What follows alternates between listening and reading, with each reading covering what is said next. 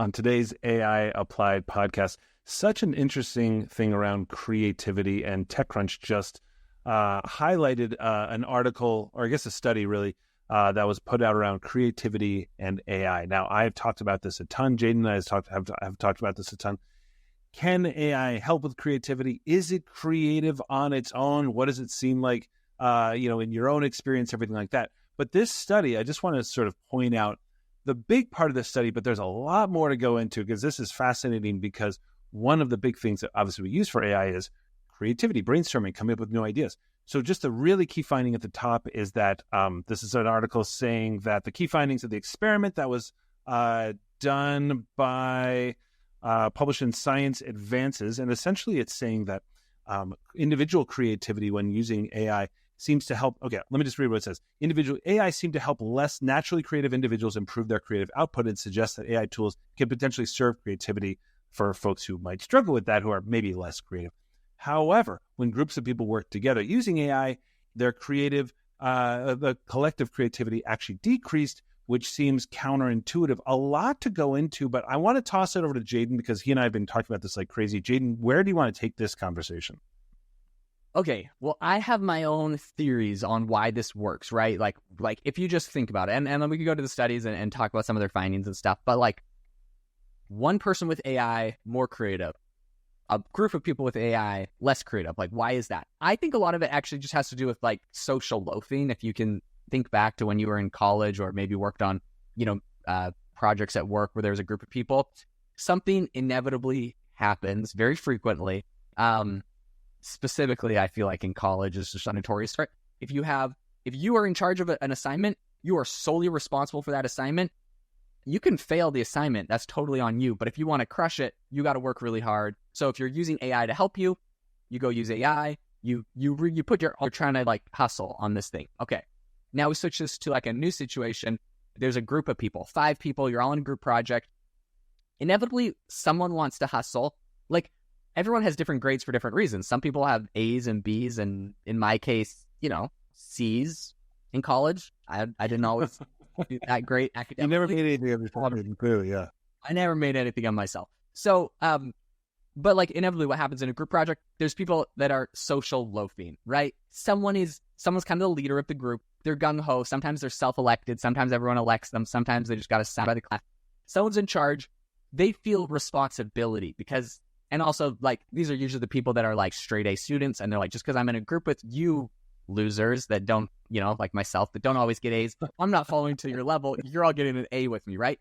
And people that are social loafs, I'm not saying I was a social loaf in a group situation, but everyone knows those people. They'll just kind of like put off the work to the A person. They're like, yeah, let me know if you need anything. And they'll kind of throw their stuff in. And sometimes that person, they like have an assignment as part of the group project, and it doesn't get done. And everyone's like, what the heck? And no one can get a hold of them. They don't come to the group meeting. They're just like, okay, screw it. We're just going to do this ourselves. And the leader or someone else does it. Okay. Why do I bring up this whole situation? My theory is when there's a group of people using AI, if they think that the AI is better than them, they will all advocate responsibility to the AI to be creative, right, or to come up with ideas. And they're essentially treating the AI as like the smartest person in the room. Now, the problem is it's not the smartest person in the room, and these people probably just need to try a little bit harder. But I think that's where the creativity gets killed. So they're essentially treating it as that person. Whereas if it's one-on-one, you feel a little bit more responsibility. Connor, give me real academic here. Obviously working at NYU Stern. Give me a grade on my hypothesis. Yeah, no, I actually like that theory. I think you're probably right. People working together on this. And it's the article kind of goes on to talk more about that, right? It does go on to sort of start to make judgments around creativity. I happen to agree with you. I think if one person and you're going to grade on your own work, you're working harder than in a group. I love this idea that you're going to abdicate the work to AI.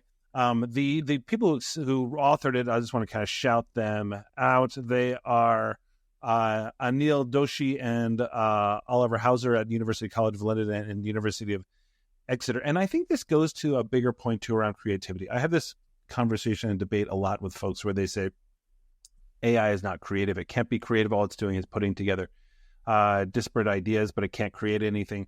And my argument on LinkedIn, I get into some heated debates on LinkedIn around this, is that's what creativity is, man. I mean, like, that's what the brain does. The brain takes disparate ideas and puts them together into creativity. What this article goes on to say, though, in TechCrunch and this study, goes beyond even the working solo versus working in a group, which is, do all these sort of new creative ideas, streamlines, start to sound like each other? And I think that there is a point to be made there. And Jaden, you and I talk about this all the time.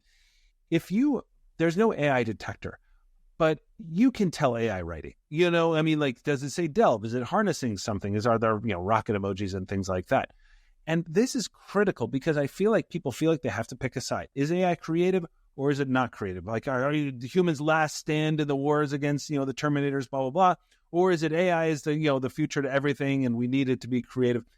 Guys, it is somewhere in the middle, in my very strong opinion. And if you just sort of say, hey, write me a story about a bear and a pig, going up a mountain, and 5 of us write that, yeah, it may start to kind of create the same kind of story because it is ultimately pulling from the same data source, even if it's huge. I mean, the stories will be different.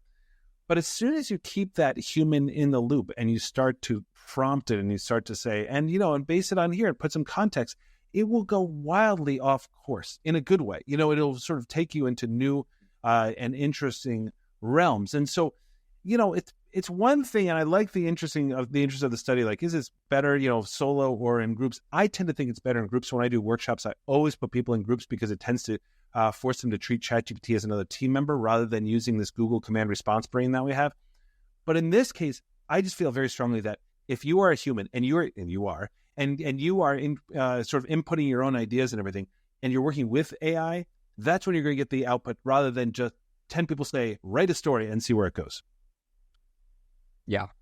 One other interesting thing I wanted to bring up that it said in the story, and so I think this could be a confounding variable or whatever you want to call it in this study, like as far as just like blatantly saying AI makes a single person more creative, AI makes a group of people less creative.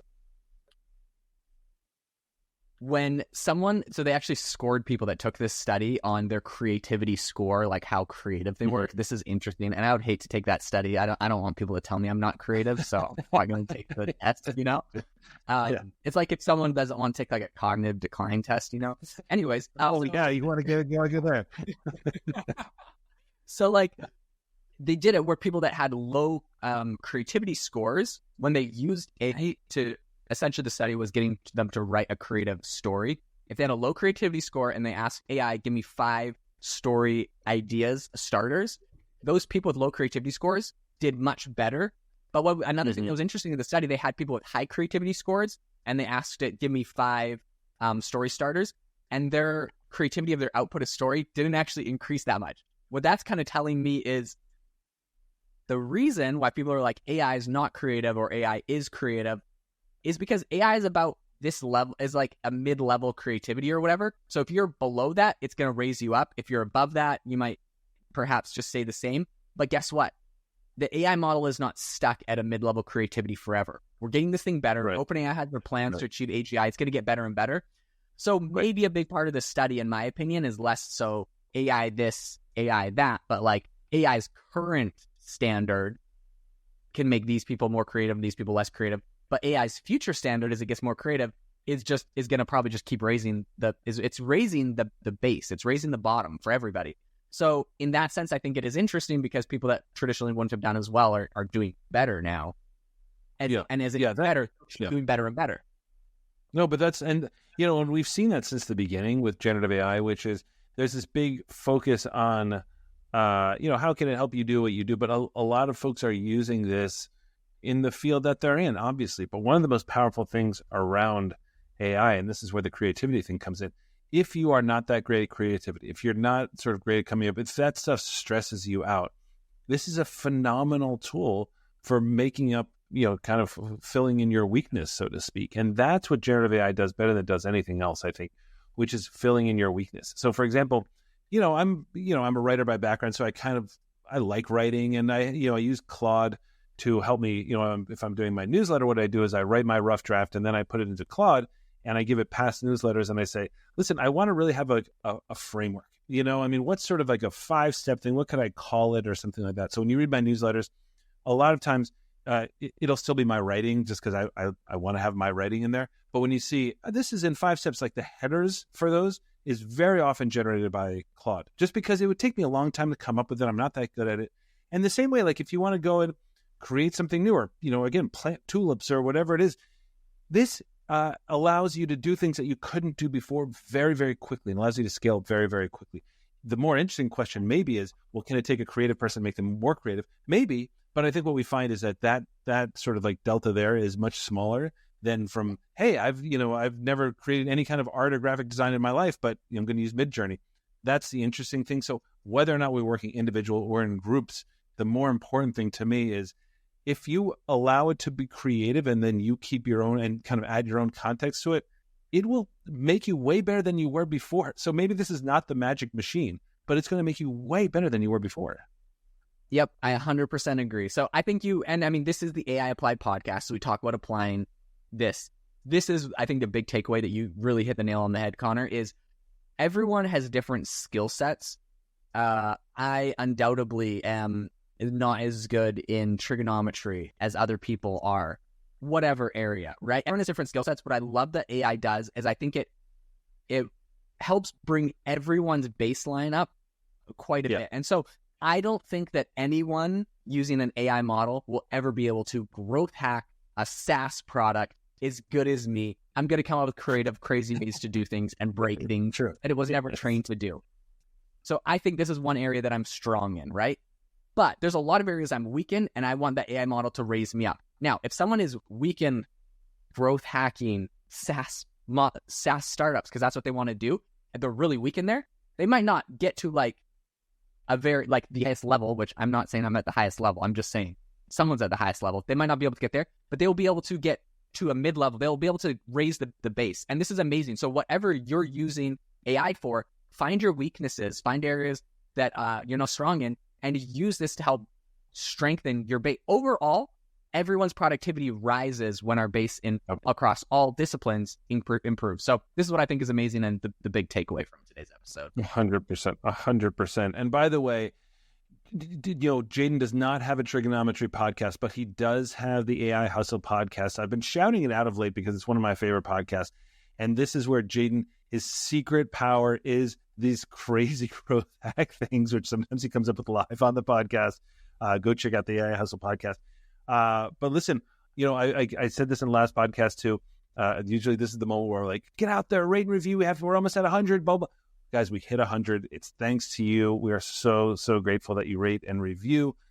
Please keep doing it. But really today, we just want to, again, just say thank you to all our listeners out there. This has been such a fun journey. We're going to keep on doing it and have an amazing rest of your day.